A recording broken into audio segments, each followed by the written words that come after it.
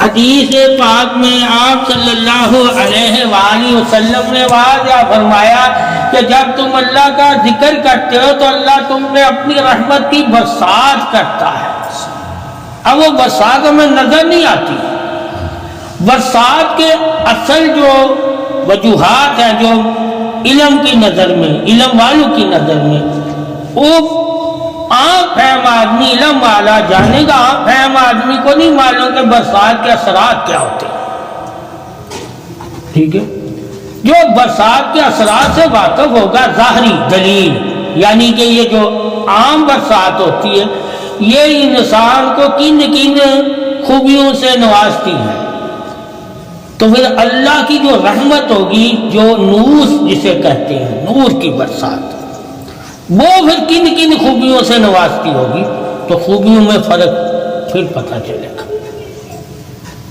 اب یہ تمہارے جسم کو دھوتی ہے برسات، ٹھیک ہے، سختی ہو تو نرمی کر دیتی ہے، ٹھیک ہے، تمہارے جسم میں تازگی پیدا کرتی ہے، ٹھیک ہے، تمہارے جسم میں قوت پیدا کرتی ہے۔ ہمارا قوت مدافعت بھی برسات کے پانی سے تمہیں سب سے زیادہ ملتی ہے،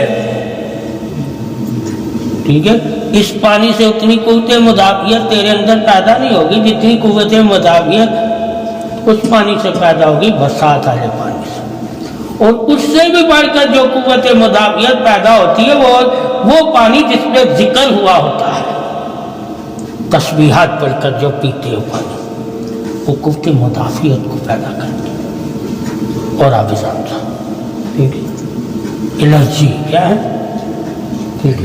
ہم پانی بسم اللہ پڑھ کے کیوں پیتے ہیں؟ اس کی وجہ سے ہمارے اندر ایک الرجی، قوت مدافعت پیدا ہوتی ہے۔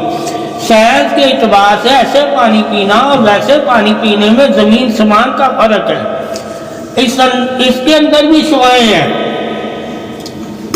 پانی کے اندر، مگر اس کے اندر جو شعاعیں ہیں وہ سورج کی شعاعیں ہیں جو اس نے اپنے اندر لی ہوئی ہیں، مگر جب ہم قرآن پڑھ کے پھونک ماریں گے تو حدیث میں اس کے اندر بھی شعاعیں ہیں مگر وہ نور کی شعاعیں ہیں، وہ بھی یہ لے لیتا ہے۔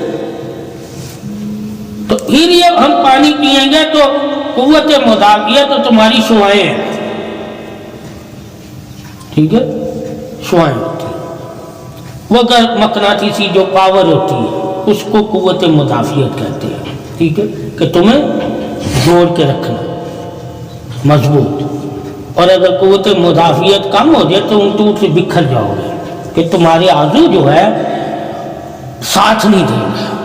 جس کی قوت مدافعت بالکل گر جائے اس کے ہاتھ، پیر، آنکھیں، کان، بات، زبان ایک دوسرے کا ساتھ نہیں دیتی، تو جب ساتھ نہ دے سمجھو یہ قوت مدافعت میں بندہ کمزور ہے، ٹھیک ہے۔ تو اس وجہ سے آگے اسم جو ہے نا وہ اندر انسان کی وہی ہے جو آدم علیہ السلام کو اللہ نے صفت بخشی تھی، وہ صفت دوبارہ سے ہمارے اندر پیدا کر دیتا ہے، ٹھیک ہے، تو ہمیں کامیابی کی طرف گامزن کرتا ہے۔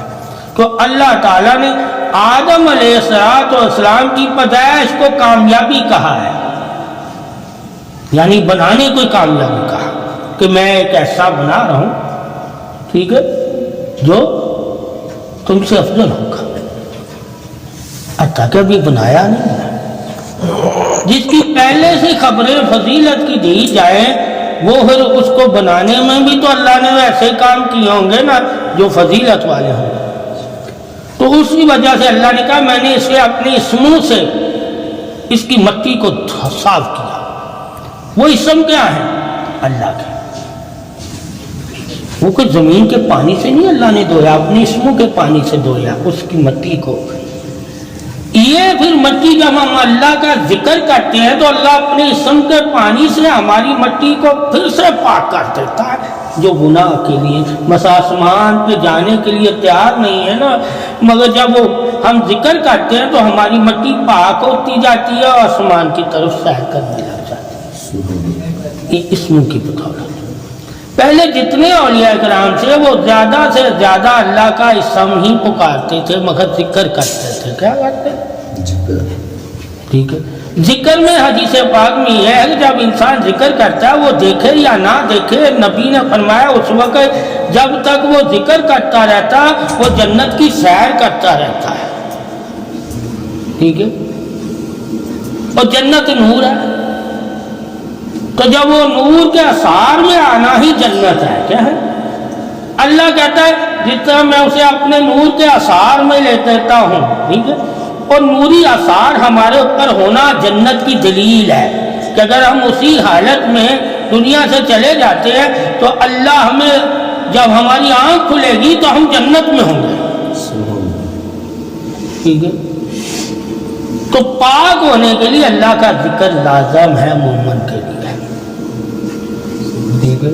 اگر مومن چاہتا ہے کہ میں پاک ہوں تو وہی ذکر کرے اللہ کے اسموں کا جس سے اللہ نے آدم علیہ السلام کی مٹی کو پاک کیا، تو پھر انسان کی مٹی پاک ہو جائے گی۔ اب پاکی جو اللہ دے رہا ہے اپنے اسموں کی بدولت دے رہا ہے، وہ نور سے دے رہا ہے، اور نور کی پاکی کا انسان احترام تب ہی کرے گا جب اسے علم ہوگا کہ اللہ نے آدم کی مٹی کو اپنے نور سے روشنی دی، پاکی دی، تو پھر آدم کی مٹی نور کے قابل ہو گئی تھی، اسے پھر اپنا دیدار دیا، ٹھیک ہے۔ یہی حدیثوں میں لکھا ہے کہ جب تم اللہ کا اسم پکارتے رہتے ہو اسے یاد، وہ پھر اپنا تمہیں دیدار دے گا، قریب کرے گا۔ تم اللہ کے اسموں سے اللہ کے قرب میں آ جاؤ۔ قرب کیا اس کا؟ کہا قرب میرا نور ہے، یعنی میرے نور کا اثار۔ جب تک انسان مومن میرے نور کے اثار میں رہتا ہے وہ میرے قرب میں رہتا ہے، ٹھیک ہے۔ تو قرب کی دلیل ہی نور ہے، ٹھیک ہے۔ مٹی کو دھو کر نور سے قرب میں کیا گیا ہے، کیا گیا؟ دھو کے کیا گیا۔ ثابت ہوا ہم مسلمان کو اگر اپنا آپ دھونا ہے تو اللہ کے ذکر سے دھونا ہے۔ اللہ کے ذکر کے علاوہ ہم کسی چیز سے اپنا آپ نہیں دھو سکتے۔ اندر کیا ہے؟ باہر کی پاکی تو ہر شخص کو اللہ نے دی ہوئی ہے، ٹھیک ہے۔ ایک نیت سے پاک ہونا، وہ بھی پاکی ہے، وہ ابتدائی پاکی ہے، ذکر والی درجات والی پاکی ہے، ٹھیک ہے۔ مضبوطی یہ ہوتی ہے کہ آگے بڑھنے کے لیے ذکر کرنا لازم ہے۔ تو پھر سب بائی صاحب تمہیں اللہ اپنے اسموں سے پاکی عطا فرمایا۔ پھر اللہ کے نبی نے فرمایا کہ وہی اسم اللہ تمہیں عطا کر دیتا ہے کہ تم اس اسم کے ذریعے لوگوں کو پاک کرو۔ اب تم لوگوں کو بیماری سے نجات دیتے ہو، اس کو بھی پاکی کہا گیا ہے کہ بیماری گندگی ہے یا بیماری گناہ ہے یا اسے گندگی سے منسوخ کیا ہوا ہے یا اسے گناہ سے کیا ہوا ہے۔ کچھ لوگ گندگی کی وجہ سے بیمار ہوتے ہیں، کچھ لوگ گناہوں کی وجہ سے بیمار ہوتے ہیں، اور کچھ لوگ سوچوں کی وجہ سے بیمار ہوتے ہیں، اور کچھ لوگ حالات کی وجہ سے بیمار ہوتے ہیں، اور کچھ لوگ خصلتی بیمار ہوتے ہیں، ان کی خصلت ہی ایسی ہوتی ہے کہ بیماروں جیسا بن کر رہنا، ٹھیک ہے۔ اب کسی طرح کی بھی بیماری انہیں لاحق ہے، اللہ کے اسم سے وہ نجات پا سکتے ہیں، ٹھیک ہے۔ مگر اسم اللہ کا پڑھے کیسے؟ ٹھیک ہے۔ جس طرح فرشتے اللہ کا ذکر کرتے ہیں، اولیاء اللہ اللہ کا ذکر کرتے ہیں، انبیاء اللہ کا ذکر کرتے ہیں، صالحین اللہ کا ذکر کرتے ہیں۔ ذکر کی محفل بھی ذکر والوں سے ہی آپ نے منسوخ کرنی ہے کہ ہم نے یہ ذکر جو کرتے ہیں یہ کن کی وجہ سے کرتے ہیں اور کن کی پیروی میں کرتے ہیں، وہ لوگ کیسے تھے۔ جب تک ہمیں ان لوگوں کا پتہ ہی نہیں چلے گا کہ وہ ذکر تو کرتے تھے مگر وہ اصل ہوتے کون تھے، ان کی سوچ کیسی ہوتی تھی، ان کے خیال کیسے ہوتے تھے، ان کی زبان کیسی ہوتی تھی، ان کی نگاہ کیسی ہوتی تھی، ان کے تصور کیسے ہوتے تھے، ان کے حقوق کیسے ہوتے تھے، اور وہ دنیا میں کس طرح رہتے تھے۔ جب یہ سارا علم ہوگا تو ہمارا ذکر ان جیسا ہوگا، پھر ہمیں ان جیسی کیفیت ملے گی جو اللہ نے ان کو عطا کی ہوئی تھی۔ ہم سے صرف ذکر کروایا گیا ہے، علم نہیں دیا گیا کہ ذکر کرنے والوں کو کیا کیا اپنی زندگی میں چھوڑنا پڑتا ہے اور کیا کیا اپنے آپ میں بدلنا پڑتا ہے اور کن کن کی مشابہت کو اپنانا پڑتا ہے اور کن کے خیالوں میں جا کے اپنے آپ کو اصلاح اور درجات اور تصور اور سیر و سیاحت کے قائل اپنے آپ کو بنانا پڑتا ہے۔ ذکر میں جب تو اللہ تعالیٰ کے قرب یعنی کہ قریب نہیں جاتا تو کیفیت تیری بدلے گی نہیں۔ جب تک تیری کیفیت نہیں بدلے گی تو تمہاری جسم کی کوئی مرض صحیح نہیں ہوگا، ٹھیک ہے؟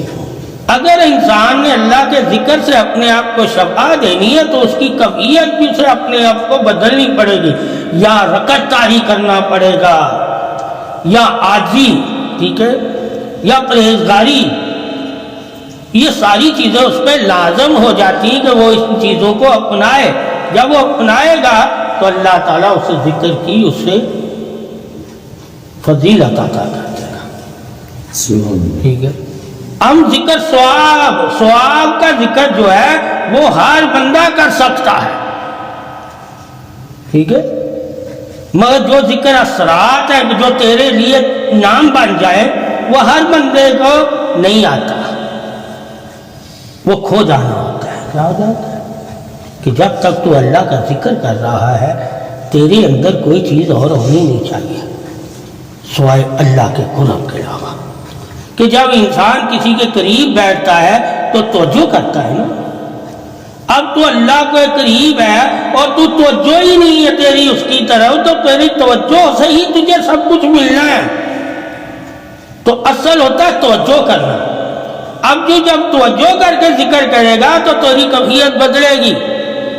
جب تو توجہ ہی نہیں کرے گا، ہم بات کر رہے ہیں، بات کی طرف دھیان ہی نہیں ہے، غور ہی نہیں ہے، فکر ہی نہیں ہے، توجہ ہی نہیں ہے، تو ہماری بات کا کوئی مطلب نہیں ہے۔ تو ذکر توجہ کے لیے کیا گیا ہے کہ جو بندے غافل ہو جاتے ہیں وہ ذکر کریں گے تو غفلت سے بیدار ہو جائیں گے۔ تو بیداری توجہ کے لیے ہوتی ہے، جیسے کہ انسان صبح ہوتی ہے کس کے لیے ہوتی ہے؟ کامیابی کے لیے۔ اب انسان صبح اٹھے وہ کامیاب لوگوں میں شامل ہی نہ ہو، یعنی جو اپنا رزق آپ تلاش کرتے ہیں، علم آپ تلاش کرنے والوں میں ہی نہ شامل ہو، تو اس کا بیدار ہونا سونے جیسا ہی ہے، ٹھیک ہے۔ اسی طرح ذکر کر کے اگر انسان تلاش ہی نہ کرے اس ذکر کی عظمت، فضیلت، اس ذکر کی کیفیت، ٹھیک ہے، اس ذکر سے اپنے آپ کو بدلنا، اس ذکر کا لبادہ، کہ یہ ذکر کرنے والوں کا لبادہ اخلاق کیا تھا؟ لبادہ اخلاق کو کہتے ہیں، کیا کہتے ہیں؟ سب سے بڑا ذکر کا لبادہ اخلاق ہے۔ ہم ذکر کرتے رہے اور ہمارے اندر اخلاق ہی نہ پیدا ہو تو سمجھو انسانیت ہی نہیں ہے ہمارے اندر، تو اثر کیا ہوگا؟ انسانیت کا بھی سب سے بڑا جو درجہ ہے وہ حسن اخلاق ہے، ٹھیک ہے۔ جس انسان میں اخلاق نہیں وہ انسان ہی نہیں ہے۔ تو اللہ نے ذکر انسانوں کے لیے، ایمان انسانوں کے لیے، علم انسانوں کے لیے، محبت انسانوں کے لیے، بھائی چارگی انسانوں کے لیے رکھی ہے، کیونکہ انسان اخلاق کے درجے سے واقف ہے۔ اخلاق کہتے کسے ہیں؟ غیر کو اپنا بنا لینا۔ اخلاق میں یہ سب سے بڑی دولت ہوتی ہے کہ جو تیرا نہیں ہے وہ تیرا ہو جائے، سمجھو تیرے پاس اخلاق کی دولت ہے، ٹھیک ہے۔ تو علم وہ اخلاق ہے، کیا ہے؟ کہ جو غیروں کو بھی اپنا ہے۔ سب سے بڑا اخلاق علم ہے، ٹھیک ہے، سب سے بڑا اخلاق، ٹھیک ہے۔ اور جس نے علم میں ہے کیا؟ اللہ کے اسموں کی تعریف ہے، اللہ کے اسم سے ہی ہر علم ہے، مگر علم اسموں کی تعریف ہے اور اسم خدا کی طرف لے جانے کا طریقہ ہے بندے کو۔ علم سے اسم تک جانا ہے آپ نے، اسم سے اللہ کی طرف جانا، یعنی اس علم جو ہے وہ آپ کو ساری خبریں دیتا ہے، ٹھیک ہے، اور علم کا جو حصہ ہے وہ آپ کو خبر والے کا خبر دیتا ہے۔ اسی وجہ سے اللہ تعالیٰ نے مٹی سے ہمیں بنایا تاکہ ہم جان جائیں کہ ہمیں پاک کیسے کیا گیا ہے اور ہم اللہ کے قرب کے والے کیسے بنے ہیں، اور اللہ نے کن بنا کر ہمیں اپنا بندہ کہا ہے، اپنا محبوب کہا ہے، ٹھیک ہے، اشرف کہا ہے، اس کی وجہ کیا تھی؟ جو اس نے فرشتوں میں تعریف اتنی ہماری کی، ٹھیک ہے، جبکہ فرشتوں کو پتہ ہی نہیں ہمارا، تو اللہ نے ہماری تعریف فرشتوں میں کیوں کی؟ آدم علیہ السلام کی تعریف کیوں کی اور اس کی اولاد کی تعریف کیوں کی؟ ٹھیک ہے، تو اس نے ایسی خوبیاں رکھی تھی۔ پھر اس نے کیا، میں نے پھر آدم کو تمام اسم سکھا دیے، اسم سکھا دیے تاکہ کوئی بھی اس سے سوال کرے تو اس کا جواب دے سکے۔ تو فضیلت آدم کو اللہ نے نور کی وجہ سے مخلوق میں افضل نہیں کہا، ٹھیک ہے، کہا میں نے اسے اسم سکھا دیے، علم کی وجہ سے کہا۔ ثابت ہوا کہ علم انسان کو فرشتوں سے افضل کر دیتا ہے، عبادت کی وجہ سے افضل نہیں ہم ہو سکتے فرشتوں سے، ٹھیک ہے، عبادت کی وجہ سے ہم فرشتوں جیسے ہو سکتے ہیں، افضل نہیں ہو سکتے۔ عبادت کے ساتھ ساتھ علم ہوگا تو ہم فرشتوں سے افضل ہو جائیں گے۔ تو فضیلت اللہ نے آدم علیہ السلام کو علم کی بدولت دی تھی، ٹھیک ہے، حتیٰ کہ علم تو اس کے پاس بھی تھا، فضیلت اسے بھی دی گئی تھی، ابلیس کو، ٹھیک ہے، یہاں نکتہ ہے کہ اسے بھی فرشتوں کا سردار بنایا تھا، اور اس کے آگے پیچھے بھی فرشتے اس کے شاگرد تھے، یعنی کہ ادب کرتے تھے اس کا، یعنی کہ اس سے کلاس بھی لیتے تھے، تعلیم جسے کہتے ہیں، وہ فرشتوں کو علم بھی دیتا تھا، ٹھیک ہے، وہ ان کا معلم بھی تھا، مولد بھی تھا، عالم بھی تھا، ولی بھی تھا، فرشتوں کا ولی، کیا وہ فرشتوں کا ولی تھا، انسانوں کا ولی نہیں تھا۔ ہم تو آج انسان کو ولی کہنے کے منکر ہیں، اللہ نے تو ابلیس کو فرشتوں کا بھی ولی بنایا، فرشتوں کا عالم بنایا، سب کچھ بنایا۔ کیوں بنایا؟ کہ جو ان سے افضل ہوگا اس کی تعریف کرنے میں کوئی انسان جن اور فرشتہ ہچکچائے گا نہیں، یہ دکھانے کے کہ جب میں ابلیس کی اتنی تعریف کروا سکتا ہوں، ٹھیک ہے، اسے عرش کا سردار بنا سکتا ہوں، ٹھیک ہے، تو پھر آدم کی اولاد میں بھی ایسے ہوں گے تو کہیں یہ انکار نہ کرتے کہ یہ اللہ نے ایسا تو کر ہی نہیں سکتا، اللہ کہ بندہ زمین پہ بیٹھا ہو تو آسمان پہ بیٹھا ہو، یہ کیسے ممکن ہے؟ ٹھیک ہے، سمجھ گئے؟ کہا دیکھ لو، پل بھر میں وہ زمین پہ ہوتا تھا، پل بھر میں آسمان پہ ہوتا تھا، کیونکہ نہ اس وقت زمین اور آسمان میں کوئی ایسا نظام نہیں تھا جو اسے روک سکے۔ کس کو؟ ابلیس کو۔ تو وہ آسمانوں کی بھی سیر کرتا تھا، وہ جنت کی بھی سیر کرتا تھا، وہ زمینوں کی بھی سیر کرتا تھا، بعد میں اللہ نے سب کچھ اس سے جب چھینا تو وہ کسی جگہ سیر کرنے کے قابل ہی نہ رہا، ٹھیک ہے، اور یہاں دے دیا۔ آدم علیہ السلام کہا وہ ہر جگہ پہنچ سکتا تھا، تو اس کی اولاد کو تو محبوب کہا ہے، اسے محبوب نہیں کہا۔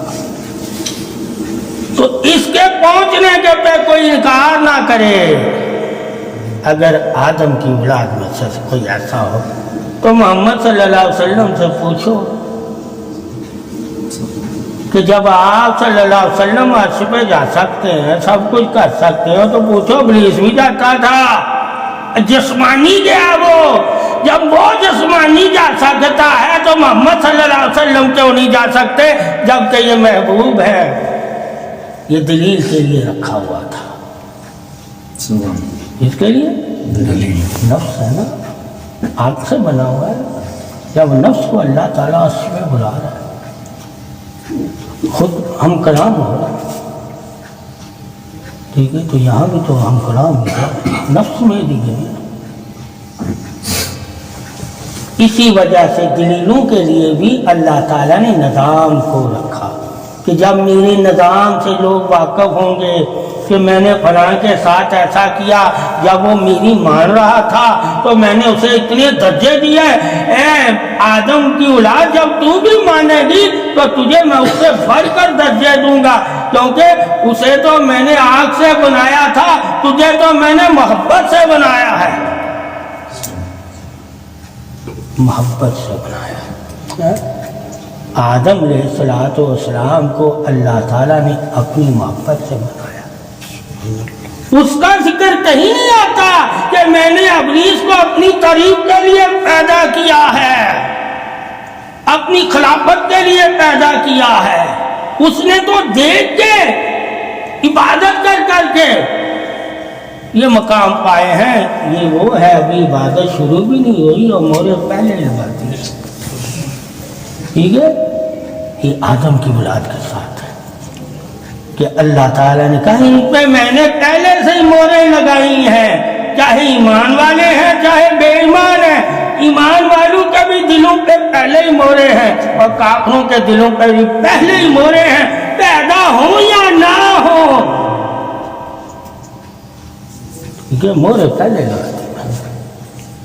اب درجے یہ جا کے زمین پر لے پوچھا گیا، درجے پہلے سے مور لگی ہوئی ہے، درجے تو نہیں ملنے، اس لیے آپ صلی اللہ علیہ وسلم نے امت کو خوشخبری دی کہ پہلے سے میں نے مور لگائی ہے کہ تم بخشے جاؤ گے، اللہ سے وعدہ لیا ہے، یہ جو تم لوگ نیک کام کرتے ہو اس کی وجہ سے نہیں، اس کی وجہ سے تو تمہیں جنت میں درجے ملیں گے، بخشش تو میری وجہ سے ملے گا، ٹھیک ہے، بخشش نبی کی وجہ سے، بخشش ملے گی تو درجے بھی ملے گے، ٹھیک ہے، یہ شان ہے دین والوں کی، ٹھیک ہے، ہم جو قرآن پڑھتے ہیں، نفلیں پڑھتے ہیں، یہ پڑھتے ہیں، یہ نبی کی بخشش ہوگی تو اس کی وجہ سے ہمیں کچھ درجے ملیں گے، اگر نبی کی شفاعت ہی نہیں ہوگی تو کوئی درجہ نہیں ملے گا۔ نیکی کا قبول ہونا شفاعت کی دلیل ہے، جو اللہ کے نبی کی شفاعت پہ ایمان نہیں رکھ رہا اس کی کبھی کوئی نیکی درجہ اس کے لیے بن ہی نہیں سکتی، درجہ نہیں بنتا، اس لیے کہا گیا کہ شفاعت بغیر اہل پاک کے تمہیں حاصل نہیں ہو سکتی، ٹھیک ہے، اور نہ جب ان کے بغیر تمہیں شفاعت ہی نہیں ملے گی تو درجے کہاں سے ملے گی، اس لیے کہا تمہاری نیکیاں قبول ہی نہیں ہوں گی، تو نیکیاں قبول جن کی ہوں گی ان کو اللہ درجے دے گا نا، جن کی نیکیاں ہی نہیں قبول ہوگی ان کو درجے کہاں سے ملے گا، ٹھیک ہے، تو یہ حضرت آدم علیہ السلام کا جتنا بھی وجود ہے مٹی سے ہے، مگر اسے اللہ تعالیٰ نے اپنے اسموں کے پانی سے دھو کے پاک کیا، یہی اب ہمیں حکم ہے کہ جب تم بھی اللہ کا ذکر کرو گے تو اللہ تم پہ اپنی رحمت برسائے گا اور تمہیں پاک کر دے گا، تو ہم نے بھی وہی عادت ہے، اللہ نے آدم علیہ السلام کے جسم کو بغیر ذکر سے اپنی رحمت سے دھویا، ہمیں کہا تو ذکر کرنا تو فرق ہے، اس لیے اللہ کا ذکر لازم کرنا چاہیے، تو اللہ کے ذکر سے انسان رحمت کے پانی سے دھل جائے۔